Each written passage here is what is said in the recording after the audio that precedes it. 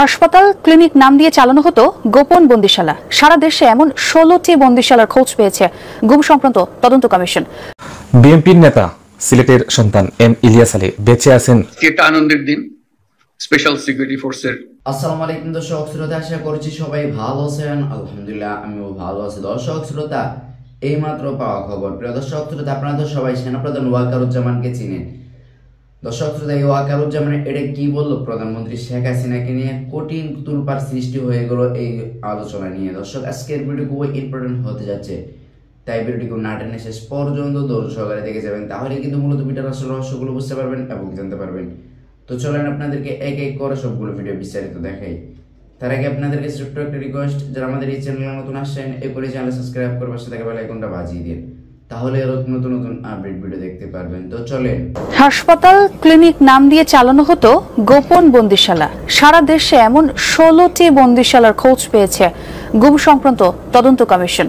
RAB 1-এর হাসপাতাল আর সদর দপ্তরে গ্লাস হাউস বা ক্লিনিক কোড নেমে রাখা হতো গুমের শিকার ভুক্তভোগীদের। পুলিশ, র্যাব সহ গোয়েন্দা সংস্থাগুলোর আলাদা আলাদা গোপন বন্দিশালায় ছিল শত শত সেল। 5 আগস্টের পর এসবের আলামত ধ্বংস করা হয় বলে জানিয়েছেন গুম কমিশনের তদন্তকারীরা। কমিশনের রিপোর্টের ভিত্তিতে গোপন বন্দিশালা নিয়ে রিপোর্ট করেছেন আমার সহকর্মী মনিরুল ইসলাম। আর এটা ওইটা না, কাপড় ধোয়ার একটাই সলিউশন, চাকা all in one. Unfolding the Truth, a Structural Diagnosis of Enforced Disappearance নামে দ্বিতীয় অন্তর্বর্তী রিপোর্ট দিয়েছে গুম বিষয়ক তদন্ত কমিশন। কোন বাহিনী কার নির্দেশে প্রত্যক্ষ ও পরোক্ষভাবে গুমের সাথে জড়িত সেগুলো তুলে আনা হয়েছে রিপোর্টে।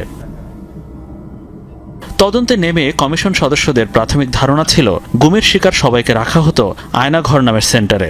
এটি মূলত ডিজিএফআই এর জয়েন্ট ইন্টারোগেশন সেল বা জেআইসি। কিন্তু শত শত ভুক্তভোগীর সাক্ষ্য নিয়ে তদন্তকারীরা আয়নাঘরের সাথে মিল পাচ্ছিলেন না। পরে সেসব বর্ণনার সূত্র ধরে ঢাকায় আরও 4 থেকে 5টি গোপন বন্দিশালার খোঁজ মেলে।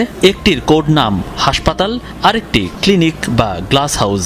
র্যাবের আমরা প্রথম ভিজিট করলাম র্যাব 1। ভিকটিমরা যখন বর্ণনা দিচ্ছিল ওই বর্ণনা অনুযায়ী ওই জায়গা এবং ওই সেলগুলো আমরা পাচ্ছিলাম না। সো আমরা খুঁজতে থাকি। একটা ছিল যে রেশন রুম, রং টং করা ঝকঝক করছে, রেশন রুম আছে, ঠিক আছে, কি আছে, এটা সাধারণত কেউ ডাউট করবে না। রেশন রুমের পরের রুম থেকেই শুরু হয়েছে যে সেলগুলো পেলাম, এবং ওখানে টর্চার চেম্বার, ওখানে যে হুক দিয়ে ঝুলিয়ে রাখতো ভিকটিমরা, যে বর্ণনা যে সেগুলো ওখানে ছিল। যেটা আমাদেরকে বলা হয়েছিল ভিকটিমরা যে হেডকোয়ার্টারেও রাখা হতো, মানে হেডকোয়ার্টারে রাখার মতো জায়গা আমরা একেবারে খুঁজে পাচ্ছিলাম যে কোথায়। র্যাব হেডকোয়ার্টার পরে কিন্তু আরেকটা ভবন আছে ওই পাশে, হ্যাঁ। সো ওইটার মধ্যে ছিল মূলত, যেটা গ্লাস হাউস নামে পরিচিত। ওইখানে ওইটাকে ক্লিনিক এবং হসপিটাল হিসাবে।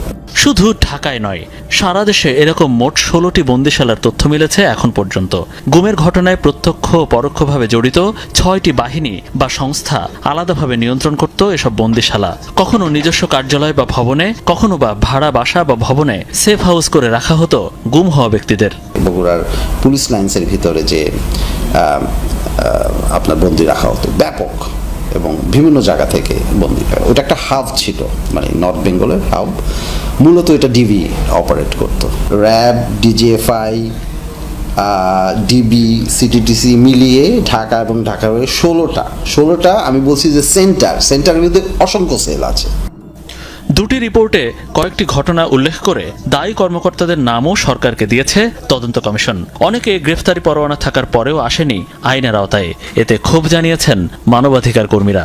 অনেক উচ্চপদস্থ নিরাপত্তা কর্মকর্তা, তাদের বিরুদ্ধে যখন গুম কমিশন তদন্ত রিপোর্ট করে এবং তাদের বিরুদ্ধে সুনির্দিষ্টভাবে অভিযোগ আসে, তারা অনেকেই আত্মগোপনে চলে গেছে।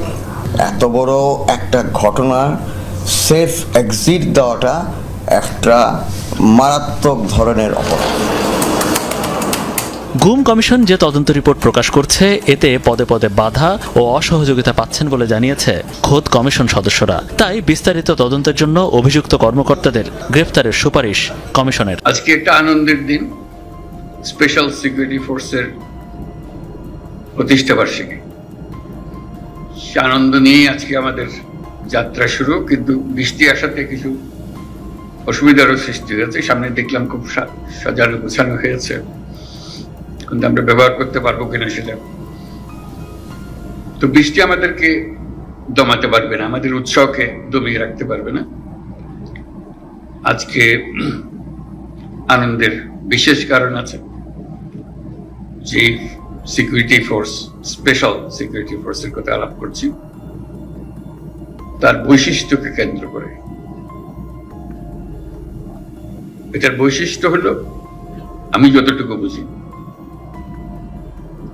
সর্বোত্তমকে একত্র করা।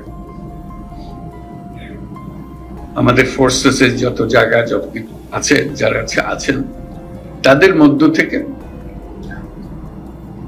বেস্ট অফ দ্য বেস্ট, তাদেরকে একত্র করে জাতির সর্বোচ্চ পর্যায়ে আমাদের প্রস্তুতি, আমাদের সাহস, আমাদের কাজে দক্ষতা, এটাকে ডিফাইন করা, এটাই হলো special forces, special security force.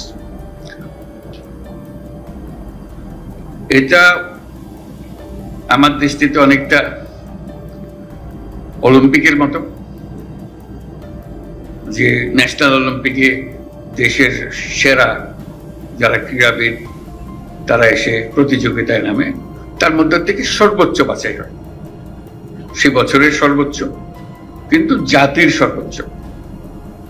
এই বছরের সর্বোচ্চ জাতির সর্বোচ্চ নাও হতে পারে, জাতির সর্বোচ্চ হয়তো 3 বছর আগে একজন ডিফাইন করে গেছে, এখনো সেখানে পৌঁছে নেই, এবার পৌঁছতে পারেন। কাজে আমরা ক্রমে ক্রমে জাতির সর্বোচ্চটা ডিফাইন করি, এই যে আমরা প্রস্তুতি নিতে পারি, সেটা শারীরিক, সেটা মানসিক। এই ক্ষেত্রে শারীরিক, মানসিক এবং প্রযুক্তিগত আমাদের বেস্ট কি, আমাদের সর্বোচ্চ কোথায়, সেটাকে ডিফাইন করে। কাজেই এইরকম একটা ফোর্স, তার প্রতিষ্ঠা বার্ষিকী আমাদের জন্য এটা মস্ত বড় আনন্দের দিন, উৎসাহের দিন, উৎসবের দিন। এটা শুধু নিজের দেশে, যে বললাম একটা ন্যাশনাল অলিম্পিক, কিন্তু একটা গ্লোবাল অলিম্পিকও আছে, ওটা মনে রাখতে হবে। আমাদের নিজেদের জাতীয় সর্বোচ্চতে সন্তুষ্ট থাকতে হবে না, সেই জাতীয় সর্বোচ্চ বিশ্ব সর্বোচ্চের মধ্যে কোথায় আছে। আমরা জাতীয় সর্বোচ্চ দেখলাম আমরা কোথায় কি আছি, কিন্তু দেখা গেল বিশ্ব সর্বোচ্চ বহু উপরে। কাজে আমাদের চেষ্টা করতে হবে যে আমরা জাতীয় সর্বোচ্চ আর বিশ্ব সর্বোচ্চের মধ্যে কেন দূরত্ব বেশি না থাকে। আমরা নিজেদের সর্বোচ্চ ডিফাইন করলাম, নিয়ে আসলাম, উৎসব করলাম, সঙ্গে সঙ্গে ওই প্রতিযোগিতা আমাদের মনে থাকতে হবে, বিশ্ব প্রতিযোগিতা। এটা হলো স্পেশাল ফোর্সের নিজস্ব দায়িত্ব আছে, সেটা পালন করবো, অবশ্যই করবো, কিন্তু সঙ্গে সঙ্গে আমাদের ওটাও মনে রাখতে হবে এই দায়িত্ব পালন করার ঘটনা না ঘটতে পারে, ঘটার সম্ভাবনা ক্ষীণ, কিন্তু প্রস্তুতি হবে আমাদের বিশ্ব সর্বোচ্চের পর্যায়ের মধ্যে। তো সেটি আনন্দের জিনিস। আজকে যারা আমরা আমাদের এই স্পেশাল সিকিউরিটি ফোর্সেসের মধ্যে আছেন, তারা সে বিশ্ব প্রস্তুতিতে, বিশ্ব মানে আমরা কোথায় আছি সেটার যাচাই করে, এবং সেই প্রস্তুতি মানসিকভাবে তৈরি থাকা। আমরা শুধু জাতীয় অলিম্পিকে খেলতেছি না, আমরা বিশ্ব অলিম্পিকও খেলতেছি। সব দিক থেকে আমরা দেখব, যাচাই বাছাই করে সেটা। তা না হলে জাতি হিসেবে আমরা উপরে উঠতে পারবো না। এটা সুবিধা হলো এটা অল্প, এই যে 500 জন 400 জন। প্রিয় দর্শক শ্রোতা, আপনারা ভিডিও দেখতে ভিডিও শেষ পর্যন্ত চলে আসছেন, অবশ্যই আপনাদের মতামত কমেন্ট বক্সে জানাতে ভুলবেন না। আর এরকম নতুন নতুন আপডেট ভিডিও পেতে অবশ্যই আমাদের চ্যানেলে সাবস্ক্রাইব করে দিন। তো আপনাদের সাথে আবার দেখা হচ্ছে পরবর্তী এক ভিডিওতে।